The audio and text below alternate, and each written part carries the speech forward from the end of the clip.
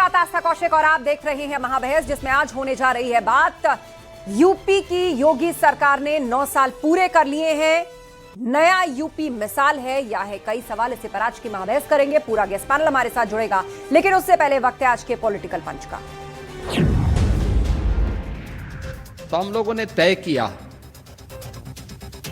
इस माफिया ने अब तक जो कुछ भी किया है इसकी कमर तोड़नी है, इसको पूरी तरह क्रैश करके रख देना है और उत्तर प्रदेश के अंदर अपराध और अपराधी के प्रति जीरो टॉलरेंस की नीति के तहत हम कार्य करेंगे।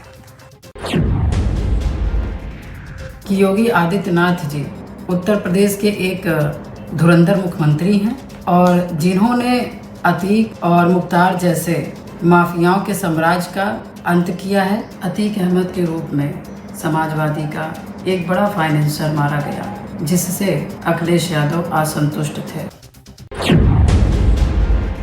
जब अतीक अहमद का निधन हुआ था तो लोकसभा के स्पीकर ने उनके लिए शोक प्रस्ताव पढ़ा था। तो खैर, हमने धुरंधर पिक्चर नहीं देखी, उस पर मैं टिप्पणी नहीं करूंगा, ना ही देखूंगा, तो उस पर मैं कोई टिप्पणी नहीं करूंगा। तो समाजवादी पार्टी खास करके मुसलमानों को वोट से जीत करके आई हैं। पहले वो इस्तीफा दें, उसके बाद चुनाव लड़ करके अगर उनकी हैसियत है तब जाकर विधानसभा के अंदर ये बातें कहें। मुसलमानों के बूते पर विधायक बनने के बावजूद मुस्लिम नेताओं को और मुसलमानों को अपमानित करने का काम कर रही हैं।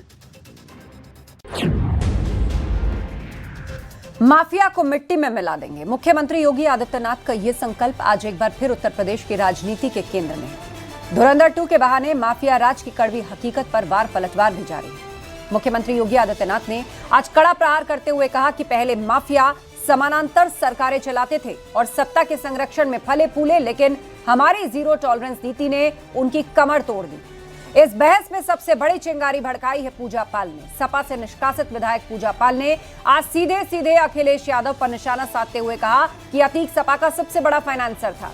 इस माहौल में सवाल यह कि क्या विपक्ष पर माफियाओं को संरक्षण देने के आरोप अब और गंभीर हो चुके हैं और सीएम योगी का प्रहार 9 साल में यूपी से माफिया साफ। इसी पर आज की महाबहस गेस्ट पैनल हमें ज्वाइन कर रहा है। आपका इंट्रोडक्शन करा देते हैं। हमारे साथ समीर सिंह जी हैं, प्रवक्ता बीजेपी, कपिल श्रीवास्तव जी हैं, प्रवक्ता समाजवादी पार्टी, संजीव सिंह जी, प्रवक्ता कांग्रेस, एके जैन जी, पूर्व डीजीपी यूपी हमें ज्वाइन कर चुके हैं। साथ ही डॉक्टर सुनील कौशिक, वरिष्ठ पत्रकार, हमारे पैनल पर है। आप सभी मेहमानों का स्वागत है। मैं चर्चा की शुरुआत करूं उससे पहले महाबहस के सवालों पर नजर डालते हैं। फिल्म में अतीक का जिक्र, सियासत में बड़ी फिक्र। फिल्म के अंदर अतीक अहमद और उसके इंटरनेशनल, खासतौर पर पाकिस्तानी आईएसआई से कनेक्शन को जो दिखाया गया, उसके बाद एक अलग तरह की सियासत शुरू हो गई। विपक्षी दल कह रहे हैं कि ये लिंक पूरी तरह से झूठा है, तो दूसरी तरफ बीजेपी कह रही है कि सच्चाई बेनकाब हो गई, पता लग गया माफियाओं का गठजोड़ किस तरह आतंक फैलाने वाली एजेंसियों से था। तो देखिए, यहाँ पर कवर फायर शुरू हो गया। तो कुल मिलाकर इस पर भी सियासत है। कानून व्यवस्था की बात, धुरंधर योगी पर विश्वास। पूजा पाल जो कि सपा से निष्कासित विधायक है, उन्होंने आरोप लगाया है कि अतीक अहमद फाइनेंसर था समाजवादी पार्टी का और अगर सरकार ना बदलती, योगी मुख्यमंत्री ना बने होते, तो हो सकता है उनको मार दिया गया होता। योगी के 9 साल, नया यूपी मिसाल, ये इस वक्त बड़ा सवाल है। तो चलिए चर्चा की शुरुआत करते हैं और सबसे पहले कपिल श्रीवास्तव जी, आप ही से सवाल। आरोप चाहे पूजा पाल के हों या यूपी सरकार के 9 साल के, सरकार कह रही है शासन बेमिसाल है, पहले माफिया सरकार चलाते थे। पूजा पाल कह रही हैं कि सपा के फाइनेंसर थे अतीक अहमद। लेकिन जो एडीआर की रिपोर्ट है वो तो बता रहे हैं सारे माफिया भारतीय जनता पार्टी में है और भारतीय जनता पार्टी के माननीय मुख्यमंत्री जी, इन पे तो खुद ही 302, 307, 153 ए-बी का मामला रहा है। इनको न्यायालय पर भरोसा नहीं था, इन्होंने स्वयं अपने ऊपर से, पहले ये मुख्यमंत्री हैं जिन्होंने अपने ऊपर से उठा लिया। पिपराइच के महाराणा प्रताप संस्थान जो है आपका महाराणा प्रताप संस्थान जंगल दूषण में है, वहां जमीन कब्जा करने के मामले में। अरे आप जबरदस्ती उनसे कहलवा रही हैं। अरे वो बोल रहे हैं, उनका ऑडियो नहीं आ रहा, मुझे चेक करना होता है ना कपिल जी, सबका कनेक्शन ठीक है कि नहीं है। पीसीआर कमांड फॉलो करिए, आप देखिए कौन बोल रहा है, उसकी आवाज नहीं जा रही है। आपने समय हमें दिया, क्यों नहीं दिया है? नहीं, समय आप ही का चल रहा है, बोल आप ही रहे हैं, लेकिन वो भी बोल रहे हैं तो उनको बताना होगा ना, मुझे चेक करना पड़ेगा ना, उनको आवाज भी मिल रही है कि नहीं। जब उनका पारी आएगा तो आप चेक कर नहीं, लीजिएगा। आप मुझे मत बताइए कैसे एंकरिंग करनी है, आपको समय दिया गया, आप अपनी बात पूरी कीजिए। आप जानबूझ के बीच में डिस्टर्ब करना नहीं, मैं किसी को डिस्टर्ब नहीं कर रही हूँ, आप ही को समय दिया गया, अपनी बात रखिए। चाहती हैं। आप समीर जी शांत रहिए, अभी आपका नंबर नहीं है, आपको अलग से काउंटर के लिए समय दिया जाएगा। कपिल जी बोलिए। कौन सा मुकदमा दर्ज है जी? मैं तब कौन तक नहीं सा बोलूंगा मुकदमा जब तक दर्ज है? इनकी आवाज नहीं बंद होगी। कौन एक सा मुकदमा सेकेंड, दर्ज है? समीर बैठ के लफ्फाजी समीर करते जी, हो। ठीक है, आपको ऑडियो मिल रहा है, अब आप इंतजार करिए, इनकी बात पूरी होने दीजिए। बोले कपिल जी। जी, जंगल दूषण में जो जमीन कब्जा करने का मामला इस स्थान पे रहा है, उसका केस बकायदा 25 किसानों का चल रहा है हाई कोर्ट के अंदर।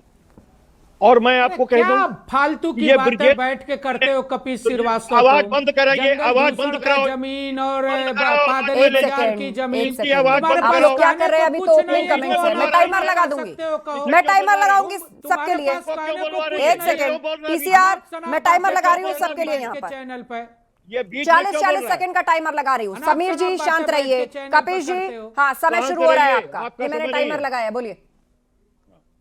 तो देखिए, बहुत स्पष्ट सी बात है, जिसके मुखिया के ऊपर ही इतने आरोप रहे, वो जिन्होंने खुद उठाया, वो दूसरे माफियाओं की बात क्या करेगा? एक अतीक अहमद को मारने के लिए 3 माफियाओं को संरक्षण दिया गया, सरकारी निरीक्षण में अभिरक्षा में गोली मरवाई गई। क्या वो उस पर कोई पिक्चर बनी है कि नहीं बनी है? केसरी नाथ त्रिपाठी और नंदी के ऊपर कोई बनी है कि नहीं? नंदी की वाइफ, नंदी को फाइनेंस करने वाला अतीक अहमद रहा है। 30 सेकंड पूरे हो अतीक गए। अहमद का केस लड़ने वाला केसरी नाथ त्रिपाठी रहे हैं। केसरी नाथ त्रिपाठी ने पहली बार से लेकर अंतिम बार तक उनका साथ दिया, ये कौन नहीं जानता है? और ठीक है, अंतिम बार 40 सेकंड पूरे। समाजवादी समीर पार्टी जी, के समीर प्रत्याशी जी, को हराने के लिए समय शुरू हो रहा है उन्होंने आपका, समीर जी। ठीक है, कपिल जी शांत रहिए, बोलिए समीर जी। आस्था जी, समाजवादी पार्टी के प्रवक्ता हमें लगता है कि मानसिक रूप से विक्षिप्त है। इनके पास कहने को कुछ नहीं कि जमीन कब्जा कर लिए, हत्या कर दिए, 300। अरे शर्म आनी चाहिए तुमको, जो आदमी उत्तर प्रदेश के विकास के लिए, उत्तर प्रदेश के कानून व्यवस्था के लिए मील के पत्थर साबित हुए, जिन्होंने आज उत्तर प्रदेश को देश का उत्तम प्रदेश बनाया, आप उनके 25 सेकंड बारे हो में गए। अनर्गल प्रलाप कर रहे हो।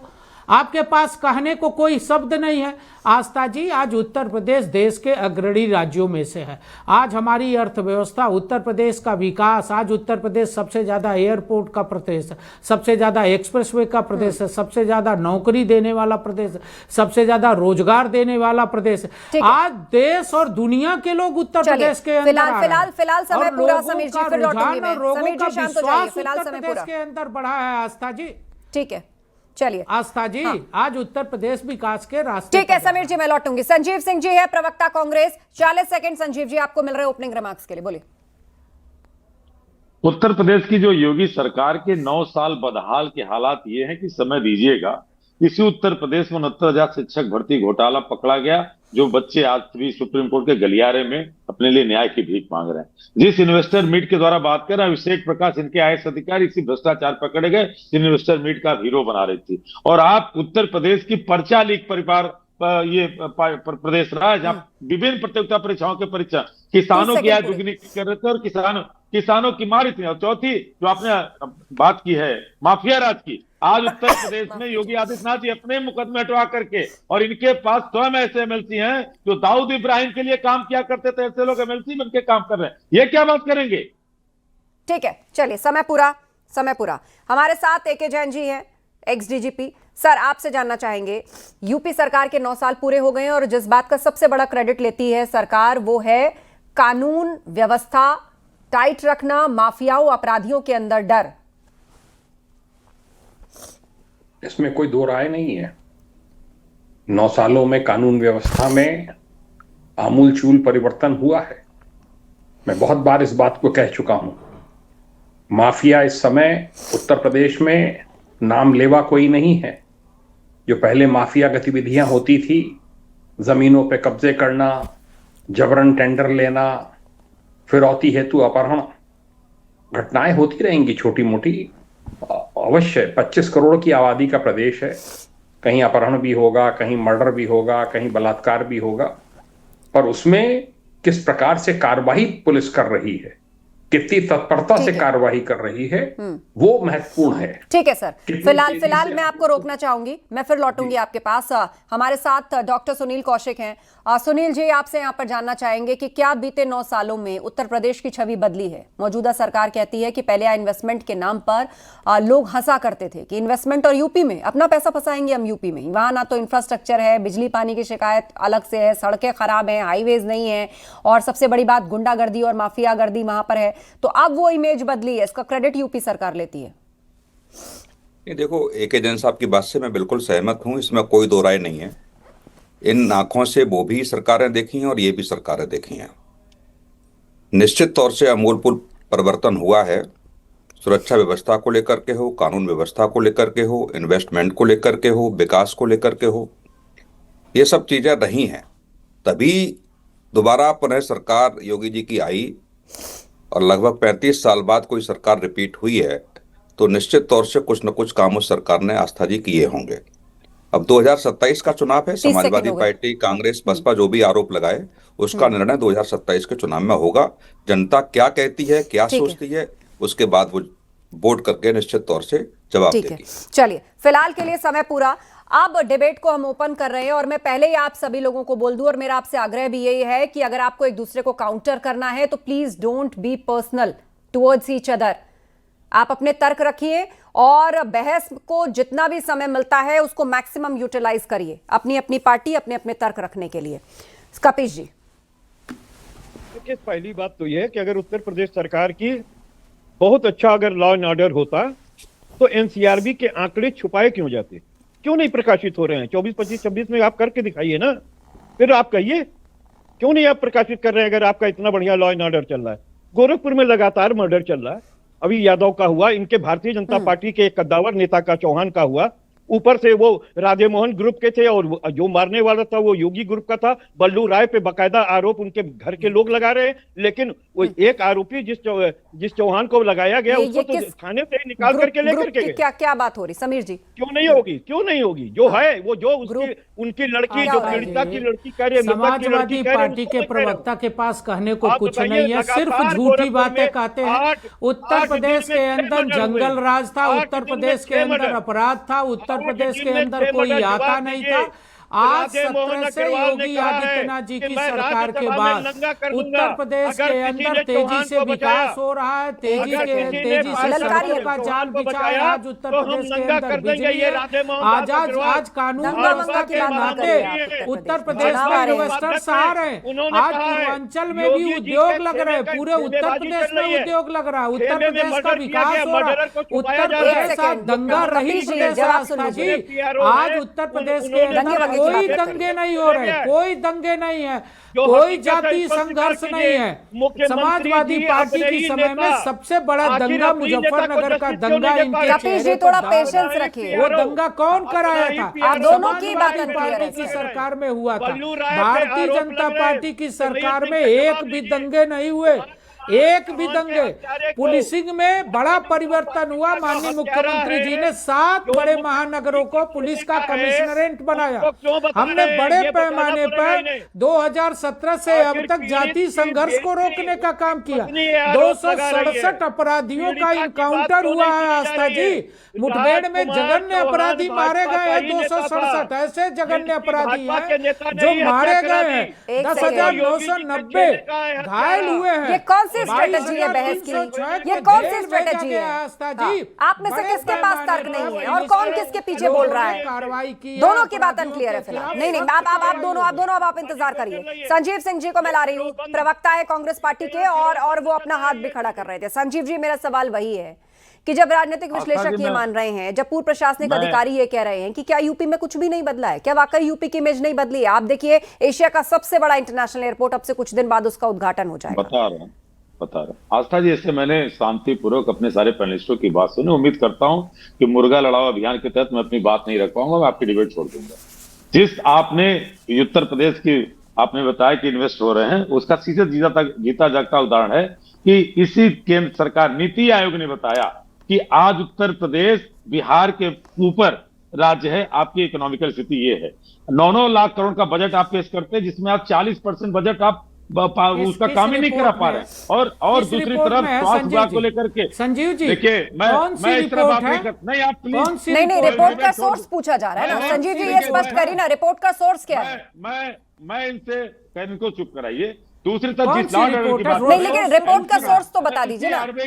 एनसीआरबी के आंकड़े सुन लीजिए। एनसीआरबी के आंकड़े में नंबर 2 के असलों अरे में एनसीआरबी के आंकड़े आ चुके हैं, वाराणसी में भाई। वाराणसी आप में और नरेंद्र समाजवादी मोदी के पार्टी संसदीय दोनों क्षेत्र को नहीं में पता। यूपी कॉलेज में हत्या हो रही है, दिन दहाड़े एनसीआरबी के आंकड़े आ चुके हैं मेरे भाई। क्या बात कर रही आप है? पढ़ते नहीं हो, पढ़ के देखो आप। अरे सुनो यार, अरे आप पढ़ के देखो ना, चिल्लाने से कुछ नहीं होता, झूठ क्या बोलने करा रही से है? कुछ नहीं होता। आप बात कराइए, एनसीआरबी के रिपोर्ट। आंकड़े आ इनकी आवाज चुके बंद हैं। कराइए पहले। महिला अपराध में कौन आवाज आगे ऐसे है, के कौन कहने पर आगे बंद है, नहीं ये होगी, किसी से लेकिन जुड़ा हाँ नहीं है। आप सबकी बात स्पष्ट रूप से जाए उसके लिए आपको समय दिया जा रहा है। हाँ, आप 10 इनको सेकंड चुप कंप्लीट करा करिए दीजिए संजीव ना। जी, उसके बाद काउंटर के लिए मैं समीर इसलिए जी। कर रहा हाँ, हाईकोर्ट इलाहाबाद के भाजपा को प्रवक्ता को बता दिए कि जस्टिस अरुण देसवाल को पढ़ लेंगे। अरुण देसवाल ने कहा कि उत्तर प्रदेश को जो है पुलिस स्टेट ना बनाया जाए, कानून को धटकार मानते हुए यहाँ के मुख्य सचिव को बुलाया और तलब करते हुए ठीक है। कहा कि जिस तरह से उत्तर प्रदेश में कमिश्नर राज चलिए किया ठीक गया है। है। हाँ समीर जी, पुलिस अब आपका में जवाब। पावर संजीव को जी छीना अब आप होल्ड करिए 20 सेकंड। समीर जी आपका जवाब। हाँ, आस्था जी, कांग्रेस प्रवक्ता की बुद्धि को क्या कहूं, कमिश्नरेट बना के माननीय मुख्यमंत्री जी ने पुलिस के पुलिसिंग को पारदर्शी बनाया है। हमारे पुलिस के अधिकारी बैठे हैं, बताएंगे कि कितनी पारदर्शी तरीके से कमिश्नरेट में काम होता है। ये इच्छा शक्ति की बात थी कि माननीय मुख्यमंत्री जी ने कमिश्नरेट बनाया भारतीय अच्छा, ठीक है, जनता आपने जवाब पार्टी दे की दिया। सरकार में। हाँ, अब आप उनकी एक बात भी भी सुन जगह लीजिए। नहीं बना पाए, आप अपनी सरकार में एक भी जगह नहीं बना पाए, और पुलिस कानून व्यवस्था नहीं सुधारेगी तो क्या कौन सुधारेगा? पुलिस सुधारेगी क्या? समाजवादी पार्टी की सरकार है क्या? भारतीय जनता पार्टी की सरकार में पुलिस को कानून व्यवस्था सुधारने की छूट है, अपराधियों के खिलाफ कार्रवाई करने की छूट है। समाजवादी पार्टी के कार्यालय और माफियाओं के घरों मुझे में लग रहा है कि स्टूडियो में एक हैमर रखना पड़ेगा मुझे। नहीं रहेगा। हाँ, आप लोग आवाज सुन पाए, उससे तेज आवाज मुझे यहाँ से करनी पड़ेगी, तब आप लोग होल्ड करेंगे। नहीं, एक तरफा आप आवाज दिलवा रही हैं। नहीं, एक तरफी आवाज नहीं, आप इतनी देर से बोल रहे हैं, वो भी जनता देख रही है, आप इतनी जोर से बोल रहे हैं। और थोड़ी देर पहले संजीव जी कह रहे थे कि मैं मुर्गा लड़क की तरह डिबेट नहीं करता हूं, आप भी उनके पीछे बोल रहे हैं, आप भी उनके पीछे बोल रहे हैं। अरे अपनी बारी का इंतजार तो करिए ना, मैं बकायदा सेकंड्स दे के आप लोगों को समय दे रही हूं ताकि सबकी बात क्लियर हो। समीर जी कंक्लूड करिए 10 सेकंड में। आस्था जी, ये उत्तर प्रदेश के मुख्यमंत्री आदरणीय योगी जी की इच्छा शक्ति थी कि उन्होंने 7 कमिश्नरेट बढ़ाया, बड़े पैमाने पर अपराधियों के खिलाफ कार्रवाई की।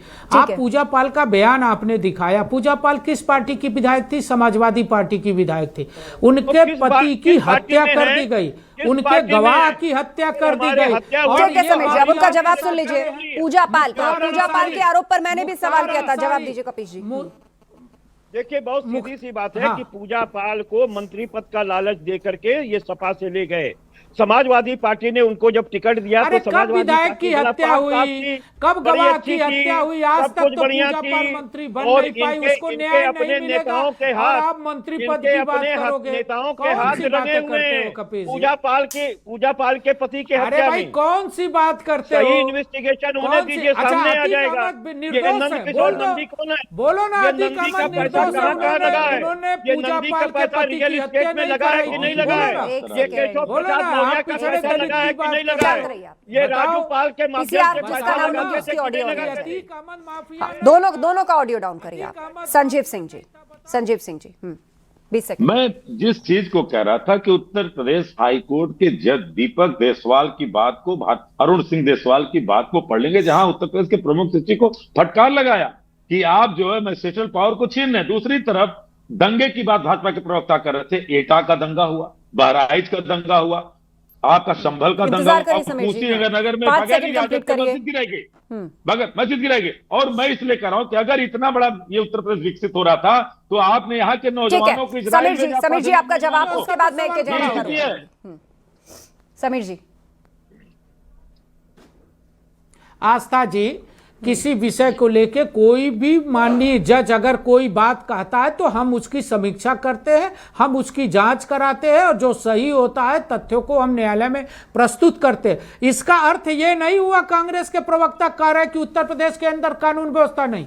अगर उत्तर प्रदेश के अंदर कानून व्यवस्था नहीं है तो 22 में आप हाशिए पे हैं, हम दोबारा सरकार नहीं बना पाते, हम तीसरी बार सरकार बनाने जा रहे हैं। आज माननीय मुख्यमंत्री योगी जी जिस प्रकार से उत्तर प्रदेश ही नहीं पूरे देश में लोकप्रिय है, कानून व्यवस्था एक बड़ा विषय है और देश के अंदर सभी बड़े इन्वेस्टर्स आज उत्तर प्रदेश की तरफ रुख किए हैं, आ रहे हैं, तो उनको सुरक्षा की गारंटी है। इस नाते वो उत्तर प्रदेश में अपने इन्वेस्ट को करने के लिए तैयार है। अगर कानून व्यवस्था नहीं होता तो पिछली सरकारों की तरह उत्तर प्रदेश नहीं होता। DGP UP AK Jain ji हमारे साथ पैनल पर हैं। सर, सियासी बहस तो एंडलेस है, ये चलती रहेगी, चुनाव आ रहे हैं तो अब ये और तीव्र होती जाएगी। लेकिन बड़ा सवाल ये है कि योगी सरकार के 9 साल पूरे हुए हैं और बहुत जल्दी नोएडा इंटरनेशनल एयरपोर्ट का उद्घाटन भी होने जा रहा है। 28 मार्च को तारीख मुकर्रर की गई है। एशिया का सबसे बड़ा एयरपोर्ट है, प्रधानमंत्री का ड्रीम प्रोजेक्ट है और बताया जा रहा है कि ऐसा एयरपोर्ट अभी देश भर में है नहीं।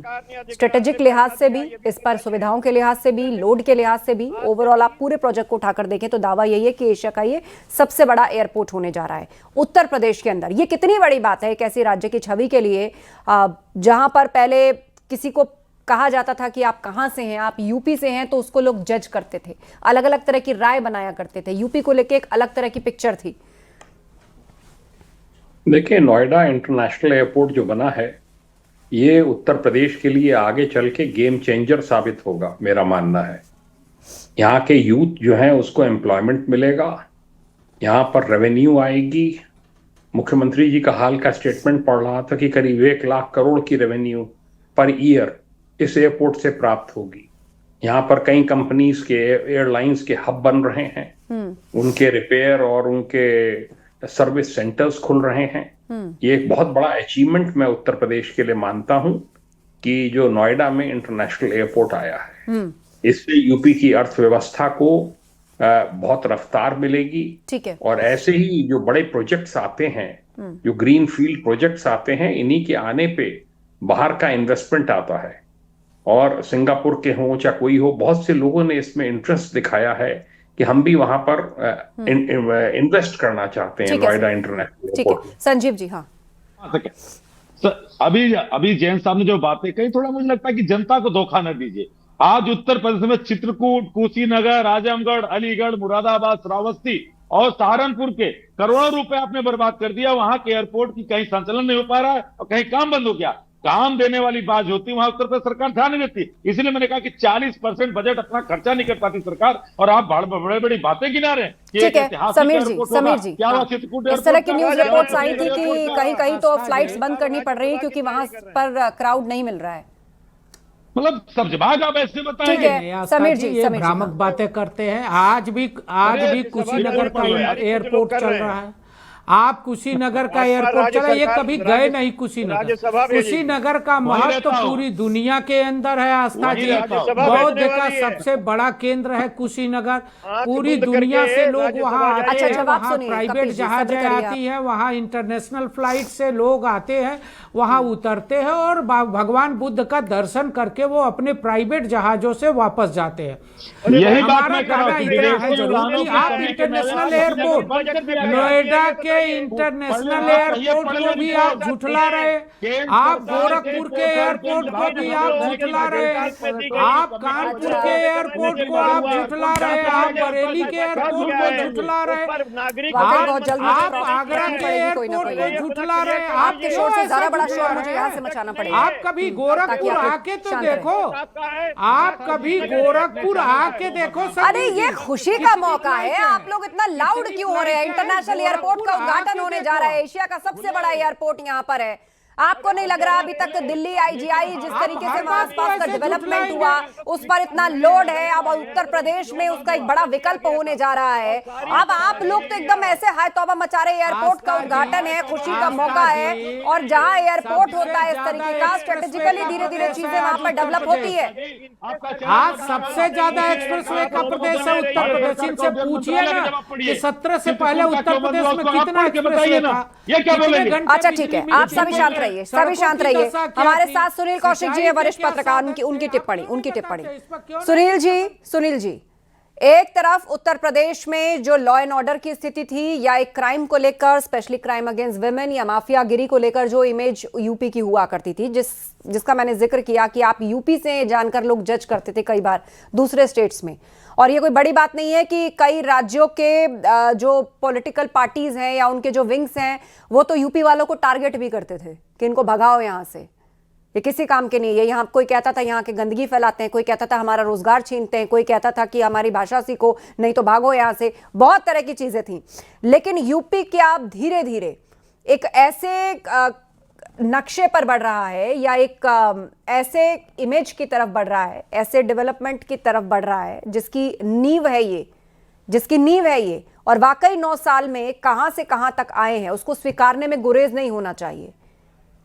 देखो आस्था जी, मैं यही कहूंगा कि राजनीतिक दलों को राजनीति करनी चाहिए, लेकिन जब विकास का मुद्दा हो, व्यवस्थाओं को बदलने की बात हो, तो सत्ता पक्ष और विपक्ष को एक मंच पे एक साथ आने का प्रयास करना चाहिए, क्योंकि वो प्रदेश के हर एक नागरिक के विकास की बात होती है, उनकी व्यवस्थाओं को सुधारने की बात होती है, उनके जीवन को ऊपर ले जाने की बात होती है। राजनीतिक रूप से आप जो भी कहना चाहे कहिए आराम से, लेकिन इस बात से मैं आपकी बात से सहमत हूं, जब हम लोग बस और ट्रेन में सफर करते थे और जब बैठ के चर्चा होती थी तो यूपी का नाम बता के निश्चित तौर से थोड़ा बहुत परिवर्तन उनके चेहरे के हावभाव बताते थे। आप देखिए फिल्मों में किस तरह दिखाया जाता था यूपी वालों को।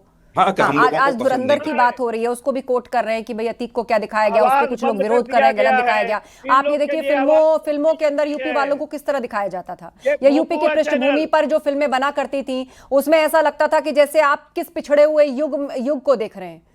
उतनी भी खराब स्थिति नहीं थी, लेकिन एक फिल्मों के माध्यम से परसेप्शन ऐसी, क्योंकि लोग सोचते थे कि यूपी है तो ऐसा ही है, यही सब चलता है, अपराध है, कट्टा है, तमंचा है और गैंग्स हैं। नहीं, आज तक चलता नहीं था, होता था। बेहड़ों के क्षेत्रों में आप देखिए, रात को जब किडनैप होकर के बेहड़ों के क्षेत्र में पहुंच जाती थी तो वहां कट्टा वट्टा ही दिखाई देते थे। अब तो जो बहुत सारी चीजें ना आती है, मैं देखा कि पाकिस्तान से कोई हथियार आया, उसको लेकर के पकड़ा गया, लेकिन पहले यही होता पर राजनीति शुरू हो गई है भारत के अंदर, जबकि कहा जा रहा है फिल्म जो है वो पाकिस्तान के अगेंस्ट है, लेकिन यहाँ के जो विपक्षी दल हैं वो फिल्म को कटघरे में खड़ा कर रहे हैं, वो इस लिंक को कटघरे में खड़ा कर रहे हैं और वो इसको एंटी मुस्लिम एक छवि देने की कोशिश कर रहे हैं। चलिए बहरहाल बहस जो है ये मुझे लग रहा है अंतहीन है, क्योंकि आज पैनल पे सबको देखकर ऐसा लग रहा है, लेकिन फिलहाल वक्त यही इजाजत देता है। उम्मीद है कि आगे फिर इसी विषय पर आप सभी लोगों से चर्चा होगी। धन्यवाद आप सभी का चर्चा में शामिल होने के लिए। तो सीएम योगी ने आज कड़ा प्रहार करते हुए कहा, पहले माफिया समानांतर सरकारें चलाते थे और सत्ता के संरक्षण में फले फूले, लेकिन हमारी जीरो टॉलरेंस नीति ने उनकी कमर तोड़ी है। महाबैस में इतना ही। खबरें जारी हैं, आप बने रहिए हमारे